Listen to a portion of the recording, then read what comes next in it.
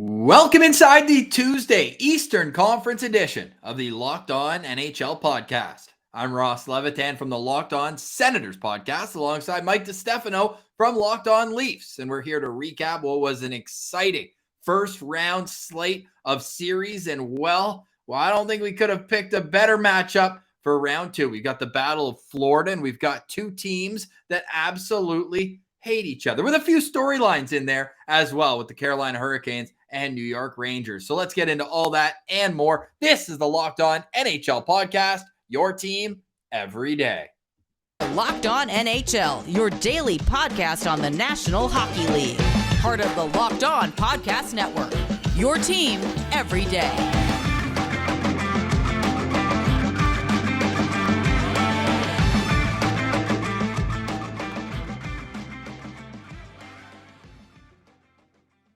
Thank you for making Locked On NHL your first listen on this Tuesday, May 17th. It's officially the second round of the NHL playoffs. Before we get into full previews of the Carolina Hurricanes and New York Rangers series, the Battle of Florida between Tampa Bay and Florida, we'll get into how we got there with some unbelievable Game 7s. I'm Ross Levitan alongside Mike DiStefano, and we're free and available wherever you download your podcast. And please subscribe to the YouTube channel as well. Locked On NHL goes a long way. Mikey, how'd you go? I'm sure your heart rate was going wild on Saturday night, but beyond that, a pretty solid slate of Game 7s. Honestly, the playoffs, nothing beats the Stanley Cup playoffs. It really doesn't, man. It was outstanding.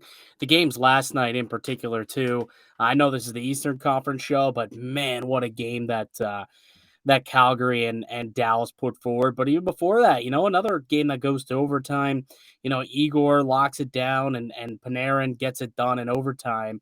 It was a great weekend of hockey. And yes, obviously being the host of Locked On Leafs, I did hope that it was going to go a little bit different. I hope that the show that we put out today over at Locked On Leafs and yesterday, and that we'll put forward all week long, kind of looking back and dissecting exactly what went wrong, hoping that, it'd be a different tone and things went differently. But I mean, hats off to Tampa. They had a real solid, they played well themselves too. And just a great first round in general from everybody, especially on the East. It was, I think 6 games was the least amount, and everything else pretty much went 7. 3 of the 4 matchups going 7 rounds. Can't ask for anything really better than that. No, you certainly can't, with the home team prevailing in a couple. But then, of course, the Tampa Bay Lightning go up to Toronto. Let's start with that game. I'm sure you've had enough time to dissect it on Locked On Leafs. But briefly, what were your overall thoughts? Because, of course, the conversation then turns okay, Matthews and Marner now 0-10 in games they can eliminate their opponents. But they showed up in this series. Wasn't on them. Where did you think that this series shifted in the pendulum on the way to Tampa Bay? They showed up, they played well. You can even say they played, great at times in this series. But to be honest, I still wanted more in Game 7 out of those guys. If you look around the NHL and you saw what, Johnny Gaudreau did in Game 7 for Calgary, you saw what Connor McDavid did in Game 7, Igor, Panarin, the superstars showed up and they got it done for their clubs. Vasilevsky got it done for Tampa Bay. You didn't quite see Matthews or Marner take the bull by the horns and will this team to victory. And that kind of left a bit of a sour taste in my mouth. Were they the reason why they lost? Absolutely not. They played well, but I was just expecting a little bit more from a guy who may potentially win the MVP, a guy who potentially could end up getting the Ted Lindsay Award. He wasn't the best player on the ice in Game 7, and he didn't have his best performance of the series in Game 7, which just left a little to be desired. Now, I think you look at overall, the power play went stagnant again. 4 for 28 on the power play. They were 14% after being a 27% clip throughout the regular season, number 1 in the NHL. That was an issue. You get one power play goal in Game 6 or Game 7, the Maple Leafs are still in this thing, right? So the power play going cold, bit of a situation. They also didn't get much depth scoring. Guys like Ilya Mikheyev, Pierre Engvall, we thought that they had, kind of taken that next step and elevated their game through the regular season to say, hey, maybe they will get a couple of timely goals from those guys in the way that a Nick Paul and a Corey Perry did for the Tampa Bay Lightning. Didn't quite happen. I mean, David Kampf had a couple of goals, but ultimately Engvall left off the score sheet, and the only 2 tallies for Mikheyev were in an empty net. So, depth scoring, I think, was an issue. The fact that they didn't get much on the power play, and then just the fact that the superstars didn't really take over Game 7 to me was a little bit of the issue there. And ultimately, that's why Tampa moved on, and Toronto's going golfing, pal. Yeah, no doubt. Obviously, as a noted Leafs hater, I'm not quiet about that. Seeing a former Ottawa Senator score twice in Game 7 certainly got me a little fired up. And nobody deserves it more than Nick Paul, a guy who played 6 full seasons in the minors before getting even a taste. This guy was on waivers multiple times. And then he bet on himself. He could have taken what would have been a fair contract to many around the hockey world. Ottawa offered him $10 million over a 4-year term, so about 2 point something throughout. And he's like, no, I think that I've got more. I just need to play in big games. He hadn't played in the playoffs. And look at him, a 6'4" power forward who stepped up. He led all Lightning forwards in ice time in Game 7. That's more than Kucherov, more than Stamkos, more than any of those other guys. I know Braden Point was hurt, and credit to him for trying to get out there for one shift, but you could tell right away, blocked a shot and couldn't even accelerate, had nothing left. We wish him the best. John Cooper, of course, we'll get into the previews, said he's doubtful for Game 1, but should be day-to-day beyond that. So that's encouraging news. If you're a Tampa Bay Lightning fan, it did not look good the way he went in the boards and the immediate grimace that you're like, oh man. But yeah, Nick Paul leading all forwards on Tampa in ice time in Game 7. Certainly didn't have that on my bingo card. And now the Toronto Maple Leafs have the longest playoff drought in the NHL. And no, I don't say that to twist the knife, Mikey, but it certainly leads in to the Florida Panthers, who had the longest playoff drought. They beat the Washington Capitals, that one going 6 games. And it wasn't easy for the Cats, though, eh? No. At times it looked like, they were frauds. And I mean, you look at it, Game 4? They had a chance. I think it was Garnett Hathaway, a chance to send the puck down the ice and into an empty net. If they would have scored that one, they could have made it a 3-1 series. Instead, they miss it, and Florida comes back. They score. They bring it to overtime. They win in overtime. They end up tying up the series. Then they win in Game 5 and win in Game 6 again with an overtime victory for Carter Verhaeghe. Another former Toronto Maple Leaf, I might add, doing some of God's work for some other teams in the NHL. But look, at the end of the day, I think Florida's a better team. No doubt in my mind. I think they earned the victory to go through, and it's going to be a fun series, man. Like, the Battle of Florida is going to be great. The state of Florida, at least, with the Panthers and the Lightning. But look, they're the better team. They're built very strong all around. They're incredibly deep, and you couldn't get too many saves in Washington. Also, at the end of the day, Ovi was playing hurt and wasn't able to take over games in the way that you would expect him to. And Florida made them pay for the few mistakes that they made. And ultimately, that's why they're in the second round. Yeah, and it's going to be a fantastic series. It's going to be the rematch of last year's first round, a high-scoring, eventful series between the Florida Panthers and the Tampa Bay Lightning. We know it ended with a shutout for Tampa, as most series do when Andrei Vasilevsky's in goal. Although the Leafs ended that streak, they got one past. Well, they got 1.5 past them.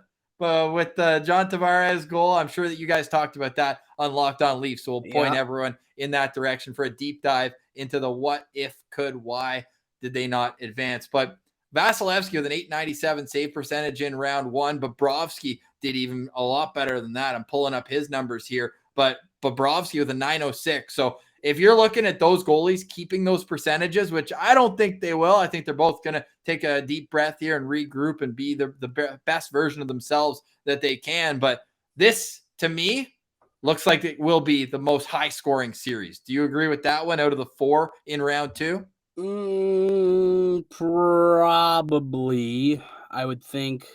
Because usually I'd look at Colorado. Colorado, St. Louis could St. be Louis, very high scoring too. They can lock it down though at the same time. I don't know, man. You saw how out of hand a couple of games got there for both of those teams.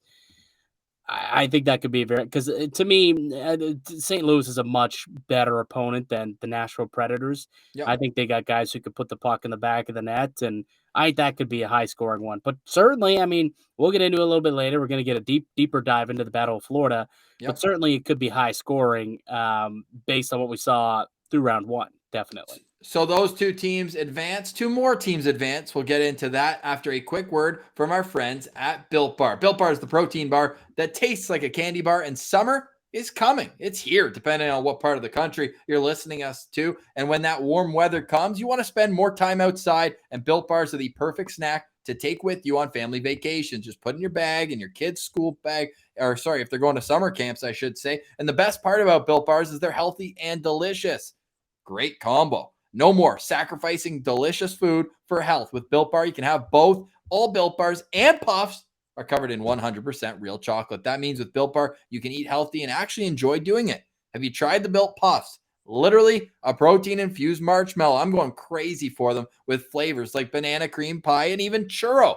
They only have 140 calories. Sign me up. Go to Built.com and get all your favorites. The banana cream pie, the raspberry, double chocolate. We actually recommend getting the mix box of Built Bars because that way you can try them all. The delicious flavors and new flavors coming out all the time. That's why you got to make it your homepage, Built.com, just like me and Mikey. Built.com. Promo code LOCKED15 gets you 15% off your next order. It's that easy. Locked15 for 15% off at Built.com. Go check them out today at Built.com.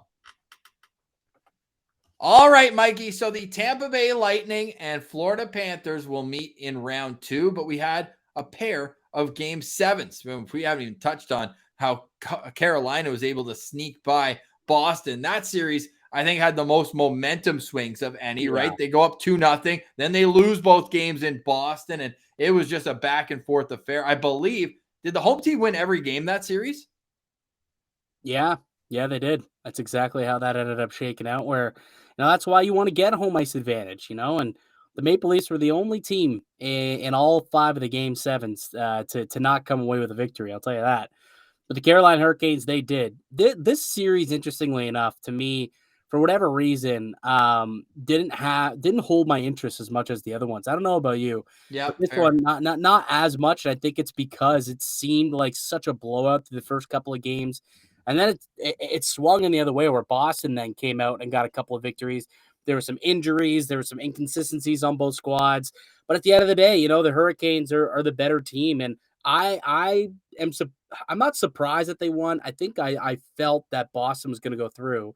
I thought the goaltending was going to be an issue for Carolina. Didn't turn out to be the case. Like, Antti Raanta did get injured, as we all predicted. But then Peter Kochetkov comes in and plays some decent hockey for them. They end up winning 2 of the 3 games that he played for them, which ultimately were some pretty big wins for that club. And then Antti Raanta comes back and gave them serviceable goaltending enough for them to get the job done and eliminate the Boston Bruins. I'd be curious to see what the status of Freddie Anderson is going forward. Have you heard anything new on Anderson heading into round 2? Still status quo? No, as of Monday afternoon, we're recording this. I haven't heard anything about what he could look like in turn. I haven't even heard of a timetable, let alone anything. No.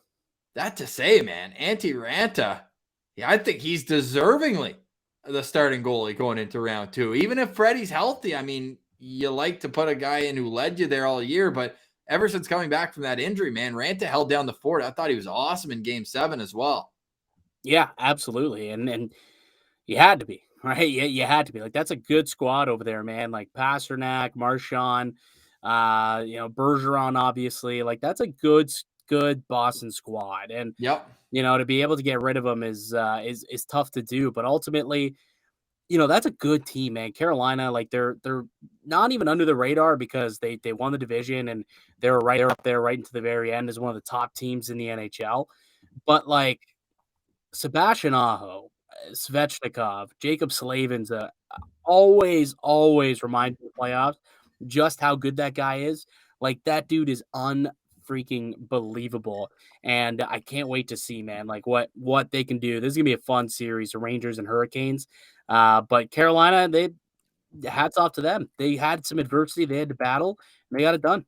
And we're talking about Nick Paul and trade deadline acquisition having a big game 7. How about Max Domi with 2 goals and an assist? Who had that on their bingo card? Not me, man. And I got his rookie cards, and I might try and flip them and sell them now because while they're at a extreme high value after that game 7 performance.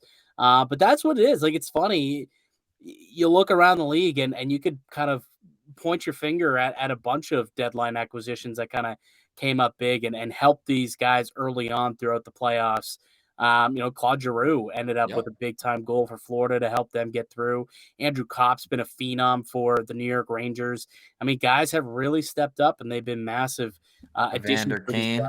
Who? Evander Kane, 7 goals in 7 games. Right, a bit of a different situation, but Evander Kane, obviously another one of those mid-season additions to the Edmonton Oilers, helping them get through to the second round as well. But yeah, just Max Domi, definitely not something that I anticipated. It's funny how the fall from grace for Domi. He was a beloved superstar in Montreal to being a fourth line outcast in Columbus to then just being an afterthought in Carolina, yet comes through with a massive 3-point performance in Game 7 to lift the Hurricanes past the Big Bad Bruins. Yes, and now they get a team who also won in Game 7. This game took overtime, though.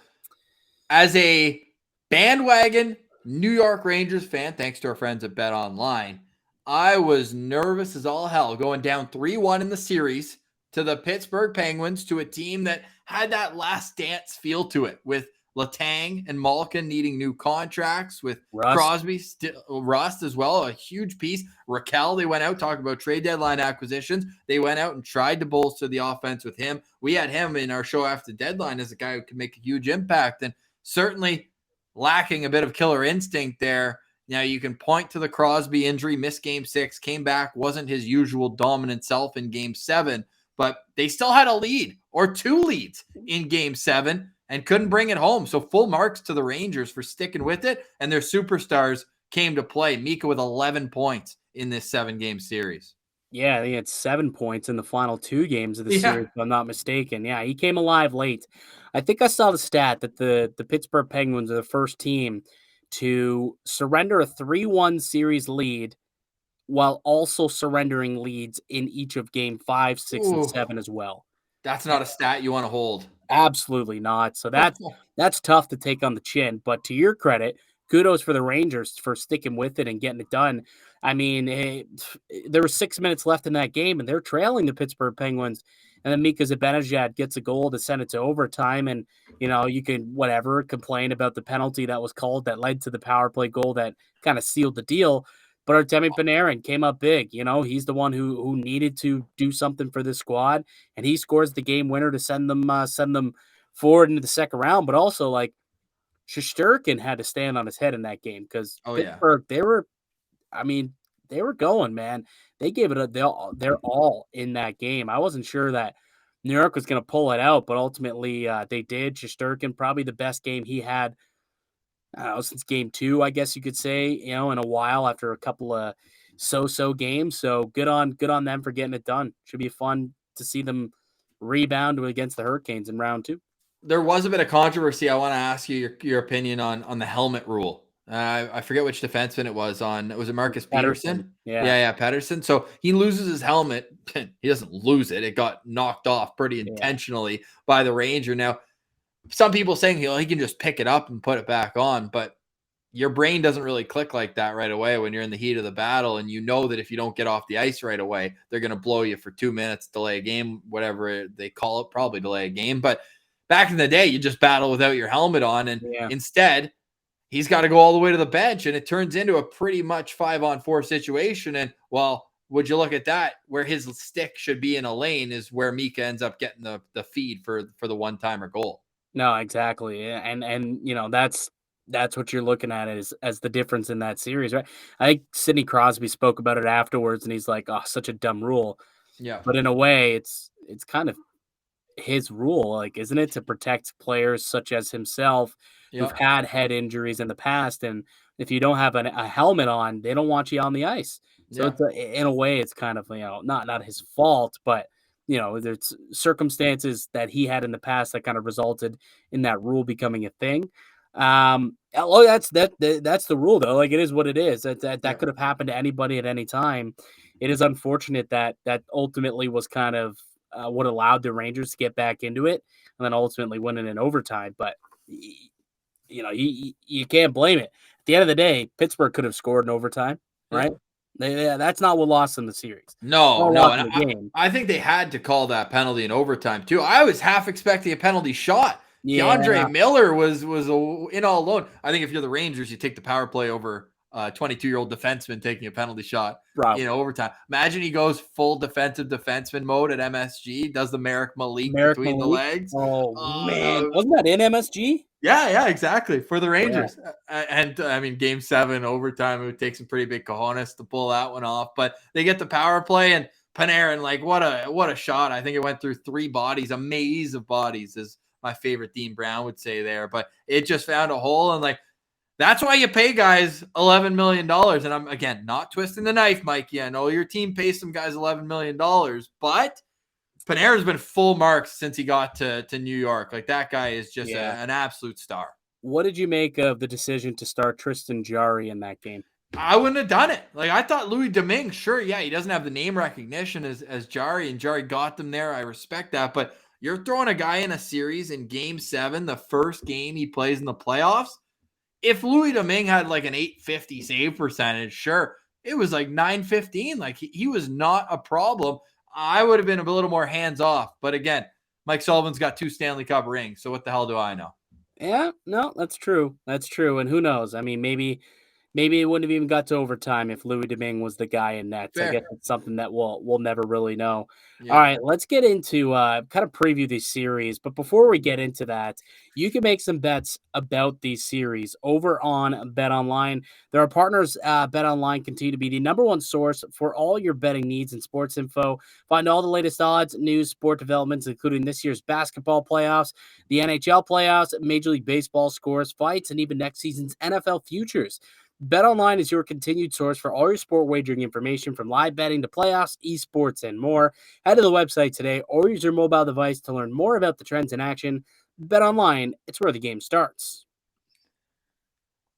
You are listening to the Locked On NHL Tuesday Eastern Conference Edition. We are free and available wherever you get your podcasts, including on YouTube, where you can see our mugs and subscribe there. It goes a long way for us on the road to 1,000 subscribers on YouTube. You can also subscribe to Locked On Leafs and Locked On Senators. That's where you can find Mikey and I respectively each and every day throughout the offseason, because there is no offseason when you're a hardcore fan of the team. We're only about a month and a half away from the NHL draft, which is a great day in the NHL calendar. I know Mikey loves that as well. We've got free agency coming up. So Monday through Friday, you can hang out with all your favorite Locked On NHL hosts wherever you download your podcast. It's also one of the greatest times of year. I usually say that for round 1, but these matchups in round 2 are absolutely electric. We'll let the Western Conference boys tee that up tomorrow, but tonight everything gets going. So we may as well start with the first series that we're going to see in round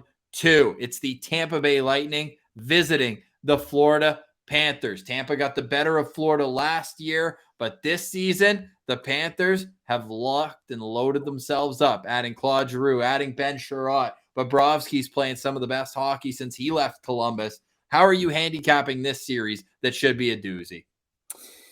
I don't know. I'll be honest with you. I don't know who I like more. Like, I think Tampa. I believe Tampa. I think will win. But now the injury to Braden Point kind of clouds things up. There's some rumors out there that Nikita Kucherov ain't feeling so hot. He's been kind of adequate through the playoffs. He's an all-time bad body language guy, eh? Yeah, he is. Absolutely, he is. It's crazy, man. Yeah. So, like, there's some injuries that's starting to factor in, and not that you can use them as excuses, but, like, these are star players for these teams, and when they're not at 100%, it does kind of hinder your team a little bit. So that's why I look at it. It's like, oh, okay, on paper, I like Tampa, but if they aren't at 100%, and even Vasilevsky didn't look like he looked human in that series against the Maple Leafs. Outside of game 7, they put 3 past him in each of those games, and the Florida Panthers scored more goals than anybody else in the NHL this year. I don't think they'll have too tough a time of scoring goals, but at the same time, I think that Tampa can also put the puck in the back of the net. I think this is a good 7-gamer. Maybe Tampa goes through again. I think they roll through, assuming Braden Point can get back for game 2. I know we Yeah. talked already. He's not going to play in game 1, or he's doubtful for game 1, but should be day to day afterward. If he's going to miss some time, probably Florida. So this kind of hinges on a little bit of an asterisk on the health of Braden Point. But if he's ready to go and if he can be impactful, I think that that's a squad that will probably roll through. I think could make another run to the Stanley Cup final if they can get through Florida. Each of these teams had 2 wins against each other during the regular season in the 4 games, although one of Tampa's wins was in overtime. So if you're the Panthers, you're saying, nah, we're 2-1-1 against the Tampa Bay Lightning. Florida outscored Tampa 19-15 in those games. Now, I'm of the mind they're not going to average 4.75 goals per game throughout this playoff series against them, but we know that the Panthers' offense has been high-flying all year. They won the President's Trophy for a reason. They were able to get back in games for a reason. I believe they led the league in comeback victories late in the series. Like, if I'm just looking at it here, 4-goal comebacks at that, not even just like down by 1 or 2. They had like 6 or 7 4-goal comebacks to win games. It was insane. am I reading this right? When trailing after the first period this year, Mikey, they were 14, 6, and 3. They got them right where they want them. That's actually insane. Like, first goal even means nothing to this team. They're the third period bandits. That's even when third period bandits. When entering the third period, trailing, not tied, trailing, 11, 16, and 1. 11 wins in 28 games. I mean, it's not perfect, but when trailing after 40 minutes, that's got to be the best record in the league. Well, that's for sure, but that's why they call you the comeback cats. But I'll say this. Can you do that against Tampa? The way that they can know how to close out games? I don't think that's necessarily something that you're going to want to be doing against the Tampa Bay Lightning. If you go down in the second, because go look at Tampa's, in the third period, they don't lose games when they have a third period lead. You know what I mean? So I don't know if that's a recipe that you're going to want to try and use for this playoff series. I think the first goal probably going to matter. I think you got to build on it. If you try to be the comeback cats against the kings of the NHL, I don't think it's going to go as swimmingly as it did throughout the rest of the regular season. The Lightning 33, 1, and 4 when leading after 2 periods this season. Yeah, unbelievable. This might be the toughest one to handicap, as you mentioned. I don't know either, but what are you guessing? Where are you at? If we're looking at our friends at betonline.net, I see a ton of value in going with the Tampa Bay Lightning. Plus 170 are the Tampa Bay Lightning. Sorry, plus 130. I was looking at the other series there. But by the way, Edmonton at plus 170. I'll let the Western Conference boys touch on that one. But plus 130, the Tampa Bay Lightning. The Panthers are minus 150. Where are you going with this series? What's your prediction? So if I think the Lightning are going to win this series, I think they're going to, ultimately. I probably, if I'm looking at BetOnline right now, I'm making 2 wagers. I'm hedging my bet a little bit. Okay. I take the Lightning in 6 at plus 500 and the Lightning in 7 at plus 525. Okay. I think you hedge your bet a little bit, and ultimately, I'd be shocked if this is a sweep or a 5-game series. It's definitely going 6 or 7, in my opinion. I just don't know if it'll be 6 or 7, so you can kind of hedge a little bit. And ultimately, I think that the Lightning probably prevail. Yeah, I've got the Lightning in 6 games in this series. I can't bet against them. Nobody's beaten them since 2019 in the playoffs. Like, what more do you want? Hey, you know who the goalie was that beat them in 2019, though? It was it Bobrovsky? It was Bobrovsky with the Columbus Blue Jackets. So, hey, if anybody's got that magic potion, it's him. That being said, since then, Tampa's beat Sergei Bobrovsky last year when they took out Florida in 6 games. Now, I know I said 170, and that's the Oilers line. It's also the Rangers line at betonline.net. The Rangers are plus 170. The Carolina Hurricanes are minus 195 at BetOnline. The series will start on Wednesday night in Carolina, a team that I think might have the most undercover but impressive home ice advantage in the National Hockey League. What do you need to see out of both these teams going forward? We already talked a bit about Carolina's goaltending situation. How much of an X factor is that to you? Oh, well, I thought it was going to be an X factor in the first round, and it didn't turn out to be. And ultimately, I think it's because the Hurricanes play such a well-structured system that, heck, they're winning with legitimate Zamboni drivers in their crease. No shit. Like, you know what I mean? And so I don't know if that I want to go back to the well with that being, the reason why I believe the Rangers will end up rolling through. Because I just think that the Carolina Hurricanes, it doesn't matter who's in net, whether it's, Peter Mrazek led this team on a pretty decent run, a couple of years. James Reimer's had some success there. Curtis McElhinney, like they've had so much success with whoever's in net that they can get it done with Antti Ranta. They can get it done with Peter Kochetkov. Maybe Anderson does come back and plays just as stellar as he did in the regular season. I don't know if I look at goaltending as much as an X factor as I did going into the playoffs based on what I saw in the first round. Now I look at it and I say, are they going to be able to pressure Igor Shesterkin in the way that the Sidney Crosby and the Penguins did? The Penguins, they ended up absolutely unloading a abundance of shots on these guys throughout the entire, go look at how many shots and saves that Igor Shesterkin had to face throughout these playoffs. It was insane amount. Not as much as Ottinger, obviously, but this guy was worked heavily. And I wonder, can the Hurricanes also continue to do that? And for that, I think the Rangers, they need to figure out a way to, they got to play better. The last 20 games in the regular season, they were the second best defensive unit in terms of expected goals against. They were the number one team in expected goals against.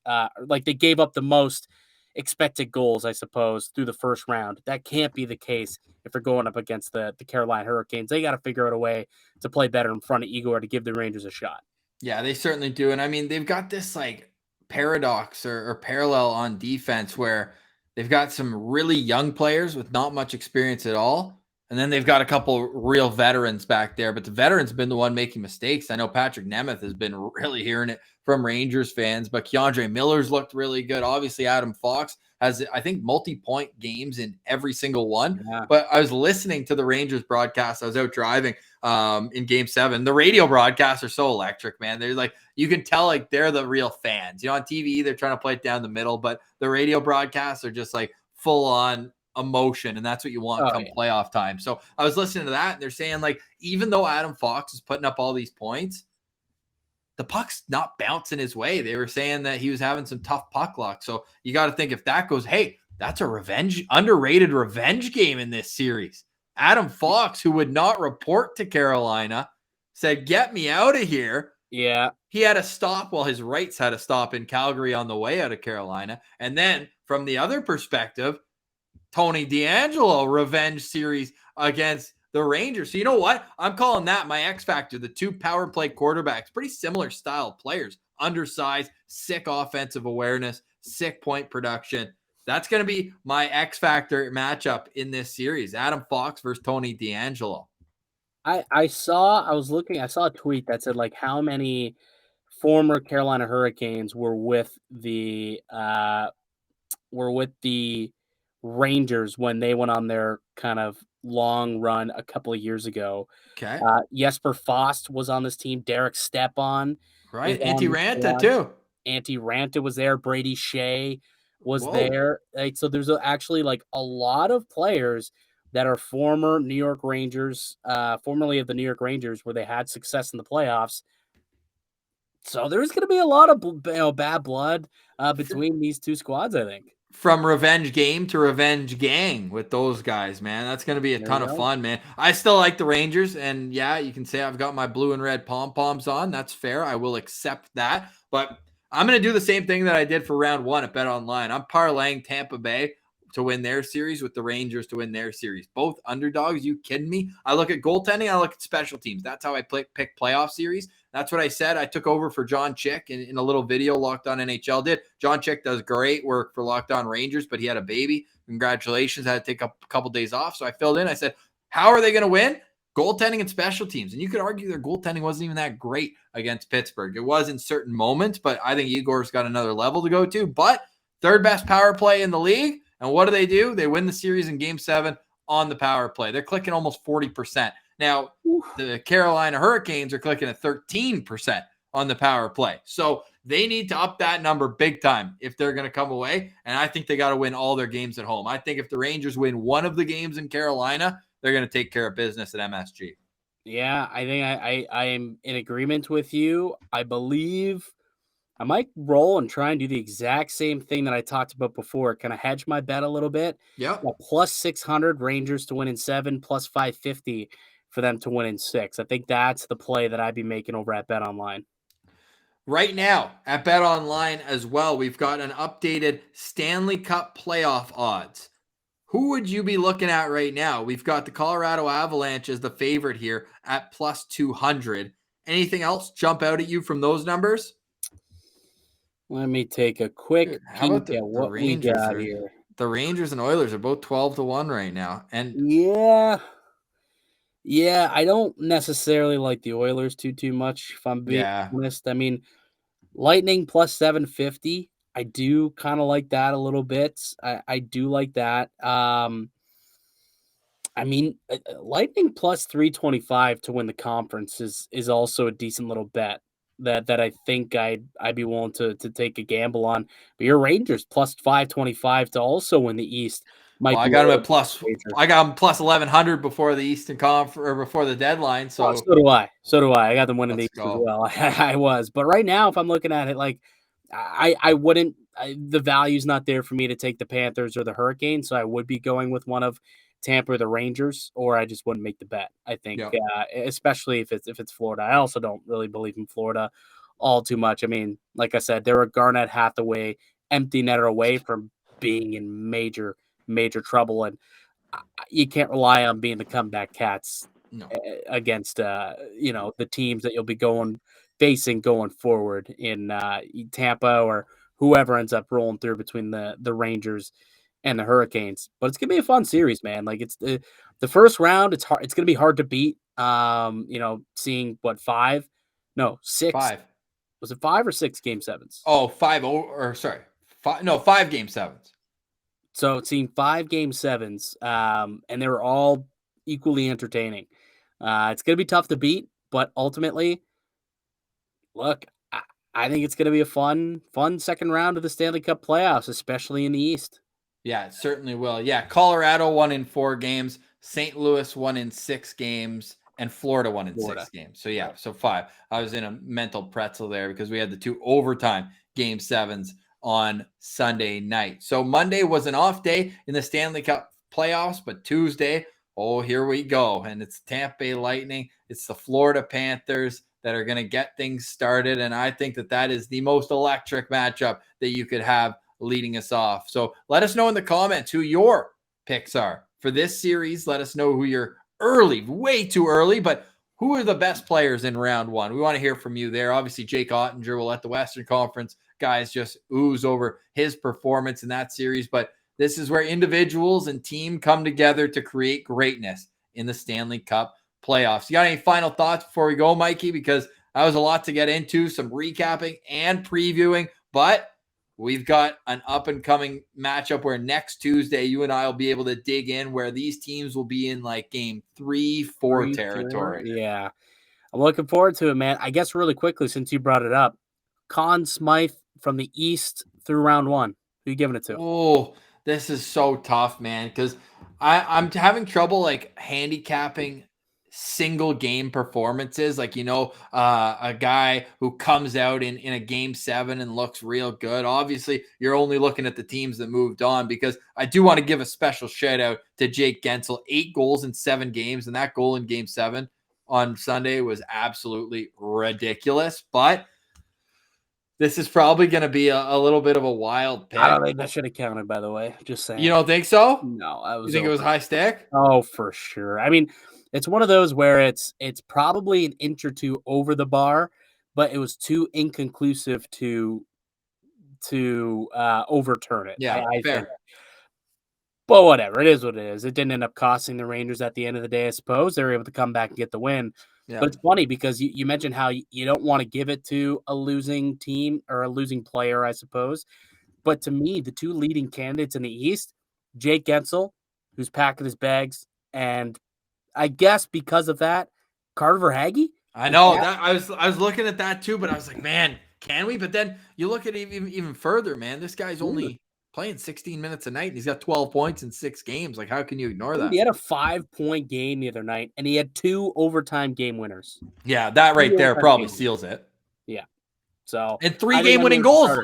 3 game-winning goals. They won 4 games to win the series. Got 3 of them. That's why, to me, he's definitely the front runner for the Conn Smythe.